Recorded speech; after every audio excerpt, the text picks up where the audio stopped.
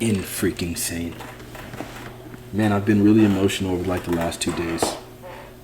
And it's like this thing, man, has really been it's really been coming to a head because so I've been really disappointed in myself.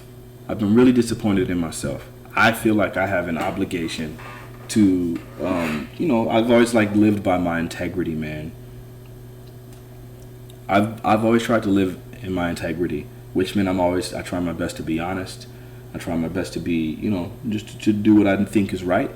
And that's just always been my MO for quite some time. And I've been pursuing this music thing, and it's my job, like to do music. This is what my passion is. It's what I think my calling is.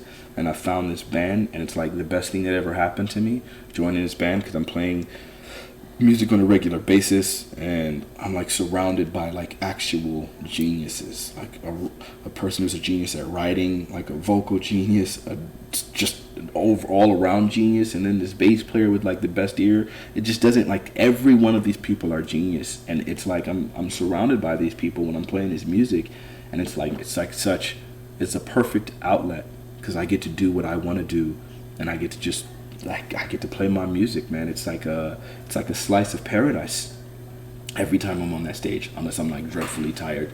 And Power Up fix that. So with all of these things happening and all the protests happening and stuff, like, it's kind of like I've been like lying. I've been lying and betraying myself on a regular basis because I felt like on the primary genre of music that we do is country. And so I recognize that there's going to be a lot of people who are going to probably be conservative. There's obviously conservative, political ideology is more associated with country. And I've always felt like I can look past like people being conservative, right? Like I can, like, that's, I consider, it doesn't matter. Like, I can look past the fact that people have different ideology than me on specific things, like on political things most of the time. It's like I don't really care. But I feel like this conversation that we've been having regarding Black Lives Matter and everything, and just what's came out, the topic of conversation, is no longer just some basic political ideology. This is about humanity, man. It's about humanity.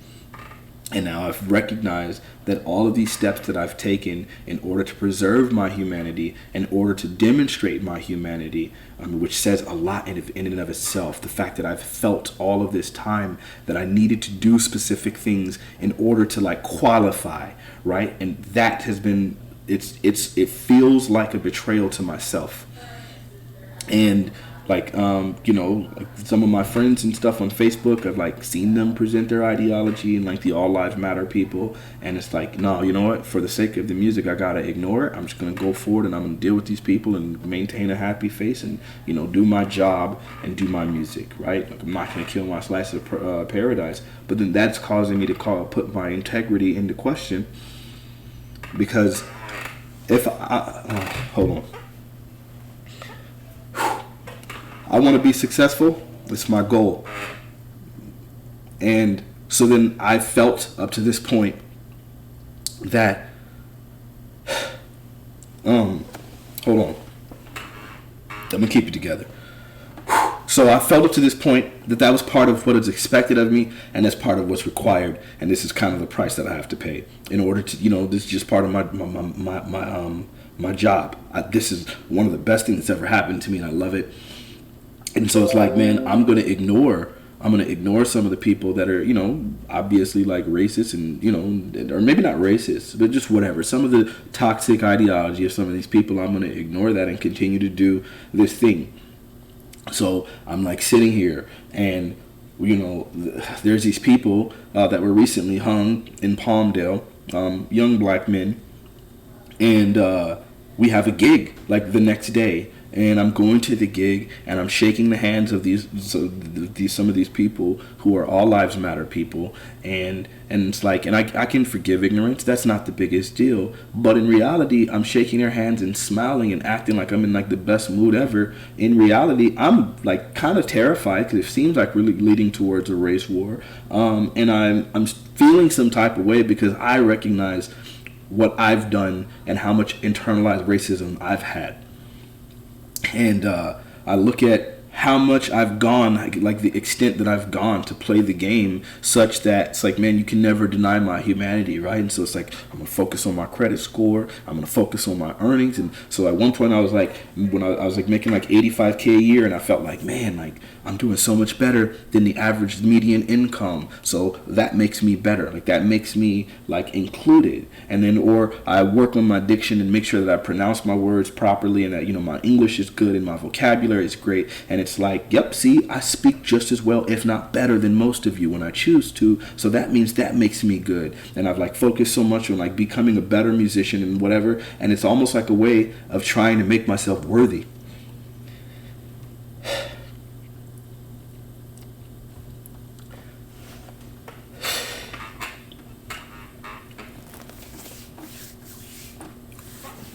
So it feels like a betrayal, because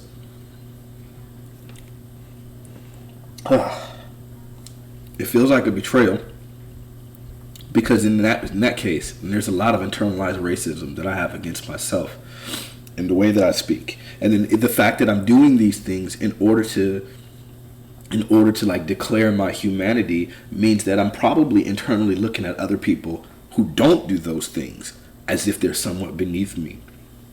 And confronting that, it's a challenge. It's oh man, it's a challenge because it feels like, man, it's disgusting. It's disgusting.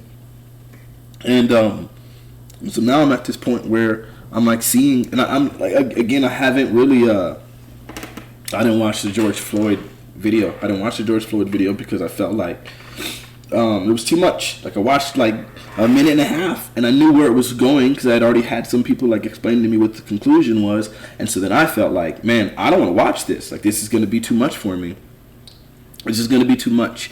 And so I kind of like, I decided to just ignore it. And, and I'm pretty cerebral, dude. So I'm like rationalizing everything, like, okay, so what's going to happen, and how effective are these things going to be in the protests, and I'm like rationalizing all of this while like completely ignoring the emotional component that I'm feeling myself, and the fear that I've had like quite a bit that I've been normalizing. And I got out of one situation where I'd been normalizing a bunch, and now I'm like here in a much better place, in a better situation, all of it. And I'm starting to normalize some really toxic stuff. Because now to go get food, it's a little bit further. And I live in a more affluent neighborhood. And so then there's this thing in me where I'm like at late at night, as you guys know, I've always streamed, much late at night. I'm not one that normally goes to sleep very early.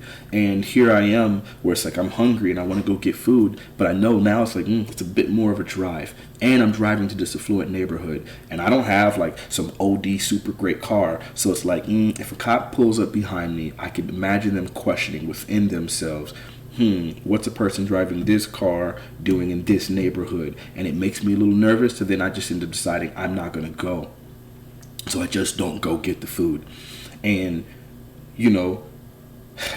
I keep thinking to myself, like, man, like, okay, at first I did it so many times and I felt like, okay, that's it. That's normal. Like, that's just life. I'm this is what I'm adjusting. But it really killed me because I saw someone post this video of this cop. And she had been on the force for 15 years. And she went and she got some food, and then like because they put her food on, they told her, hey, can you pull over to the side? Like, they do that sometimes where it's like, oh, we're trying to keep the line moving, or maybe your item is a specialty item, or whatever reason, they tell you to pull up to the side so they can continue processing orders, and then they'll bring their food out to you, which saves them some time and helps them catch up. And so they asked her to do that, and she got nervous because she started thinking, maybe this isn't enough time for them to do something terrible to my food. So she just went ahead and canceled the food. And so she's crying because she's like, man, like I feel like so bad because, now I'm nervous. Like this is a fear that I have to live with. And so then some of these same All Lives Matter people who have been so dismissive of like the the issues that we've been talking about for quite some time. By we, I mean black people.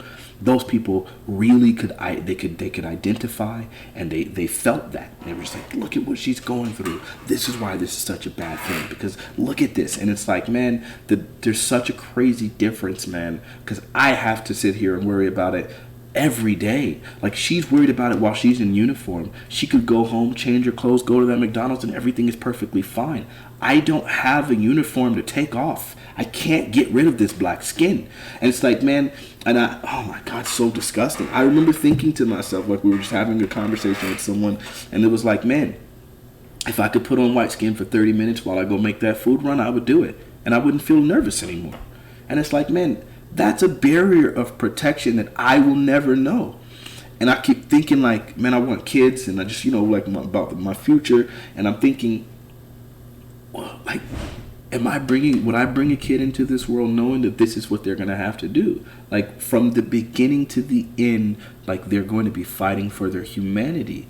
And then I think, man, like, how old will my kid be? How old will my kid be before the first time someone calls them a nigger? And I have to have this conversation with them and explain to them, like, hey, man, this is what, this is what this is, or this is what, like, you have to fight for your humanity. And I don't want to impute the things that I'm doing to myself, like, to try to claim my humanity. Like, the fact that I'm doing that already is indicative of a problem, man. The fact that I have to do certain things in order for people to accept me. Because you gotta believe, if I dressed a certain way, if I spoke a certain way, it wouldn't matter how talented I am at the piano. And to be honest with you, there are some people that, despite all of that, they're still going to treat me the exact same. I don't get to pull out my bank account and show it to an officer and be like, bro, I'm good. Right? Like, I don't get to show him my credit score. And even though I consider myself to be pretty freaking well spoken, that's never stopped them from putting me in the back of their car in handcuffs while they search my car. It's never stopped them before. I'm not a druggie. I've never been involved in any, like, I have a perfect criminal history. Like, I don't have a criminal background. Like, but it doesn't stop them, because it doesn't, all of those things that I'm doing to try to, like, demonstrate, hey, I'm equivalent or I'm worthy, it doesn't change. Because at the end of the day, to some of those officers, they're going to see my black skin and they're going to say, nah, that's it. And it's like, and the thing is, and they're from a position of power. So then there's so much influence that they can have over your life. And it's insane, man. And I had to drive my brother to the airport, and on my way back, I was scared. I was scared the whole time. I just kept thinking, man, it's like 4 o'clock in the morning. I don't want to be pulled over. I have so many big dreams and things that I want to do with music and stuff, and I keep thinking to myself, man, that's it. Like, I got so many songs on my keyboard, on my computer and stuff, and it's like, something happened to me, that's gone. All my message to the world, all of the things that I've spent all this time creating, is gone. And it's like, sure, then I can see some of those people, like, saying to themselves, like, yeah, man, it's really unfortunate what happened. And maybe they can say, see, I didn't understand it to that degree, but I understand it now. My life is not going to be back. It doesn't change anything. And you give it a month or two, and then life goes on, and they completely forget about those people, right? Unless, of course, it's talked about in context, but, like, the direct impact of that person is not the same anymore. And I just keep thinking, like, yo, it's insane. And I hear people rationalize and, like, make excuses for it, and just be combative in general. And they'll tell you, yeah, you got to just keep your head up, man. You just can't let society dictate to you what you do and whatever. And it's like, yeah, I can keep my head up, and I can't let society dictate that. But if I make the wrong decision, it's my life. It's my life on the line, right? And it's like, you guys want to talk about somebody. They're talking about, oh, man, cops are now, they're driving to work and from work in plain clothes and changing into uniform at the station because they're afraid of being harmed, on their way to work. And it's like, man, what about the weekends when you don't work, right? Like, or like, you realize this is an occupation. It's an occupation. This is my everyday life, and it's been that way for my parents' life and my grandparents' life and so on and so forth. Like, you're fighting to be treated fairly on a job, and we're fighting for humanity. And, like, some kind of way they want us to make these two equivalent, which means that they're not aware of exactly the extent to which we experience what we're experiencing. It's disgusting and it's unfair. And so it's like, seeing these, like, just seeing everything unfold, and you having all these people that are like, man, I don't like the protesters, and I hate the looting, and I hate the rioting, we gotta kill it. And like the whole time I'm sitting there agreeing with them, like, yep, you're right, like it sucks. And in reality, I feel like, man, well, what the hell else can we do? What else is there to do at this point? And I feel like, I feel like, man, this is the only way for things to move forward. It's the only way for things to move forward. And it's just, but then I feel like a bad person. It's like, man, I'm encouraging the destruction of property and people's businesses getting bodied and so on and so forth. And it's just like, man, it's a really complex thing to be dealing with. The idea that maybe by some of this destruction, it's drawing more attention to the point that eventually we might get our humanity. And I'm watching everything unfold in front of us where they're trying to placate us with street names and paintings and wearing African garb and kneeling in photo ops and all of these things to placate us. And it's like, wait, all we really want is just some serious police reform. And it's just like, I'm afraid that after a while, people are going to get tired, and we're just going to move on, and we're going to forget about it, and it's just going to be another thing in history, and we're just going to move forward, and very little is going to change. That's one of my fears. And then it's like, man, do I even have kids in this situation? I'm going to have a talk with my kids about, how to stay safe. How to stay safe. It's just disgusting. And so when I get in these conversations with this scumbag, and he's like theoretically arguing with me the likelihood that all lives matter is not necessarily a weapon, and it's just like, bro, freak out of here, man. Like, you want to have this theoretical conversation, and it's so easy for you to stay calm and collected because you're so far removed from it. If you're wrong, life goes on the same for you.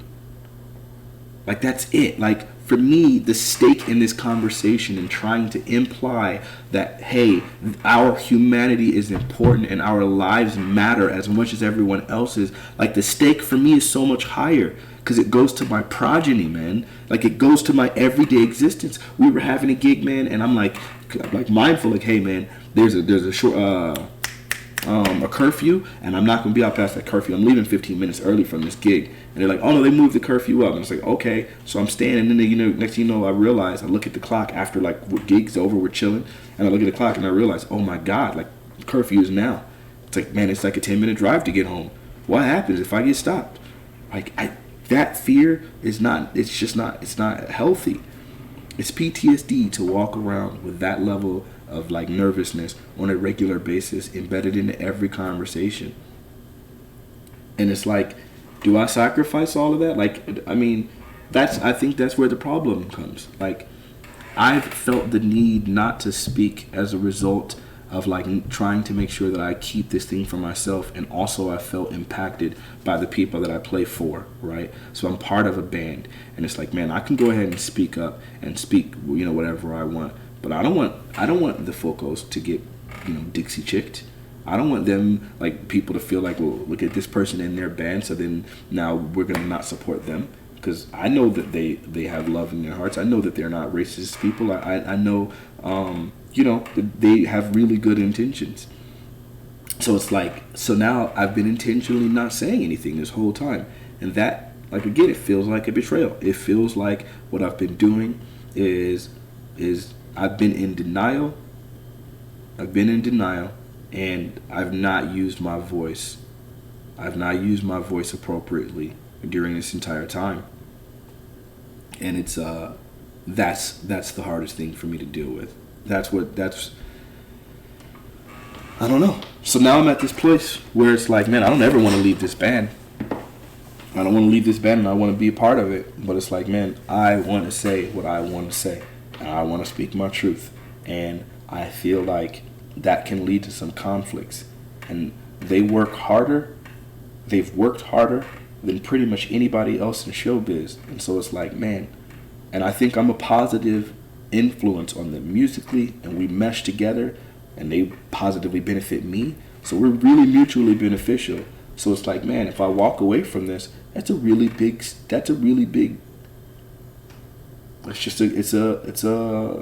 be killing a big opportunity for me. If I do that. And I think it would actually negatively impact them. We mesh really, really well. And so it's like, okay, so then what decision do I make here? Like, I'm not about to just sacrifice everything I believe in and continue to betray myself in order to do music. I just don't want to do that. So it's a difficult thing. It's a difficult thing. And I think coming to terms with that internalized racism is, I think, what hurt me personally the most. And I had a friend that kind of helped me see it, and a while ago, and it was just like, holy smokes, man! I've really I've had so much internalized racism, and I didn't even know it. Like, and they pointed it out to me through a series of questions, and it was like, oh my God. And I changed at that point, and it's like, okay, now I'm going to become more militant black, and it's just like, well, I mean, I don't want to be extreme either way, but it's just like, what the freak, man? Like, it's heavy as freak. So now I'm making a choice between music and the thing that like brings me the most happiness right now, and then like my integrity.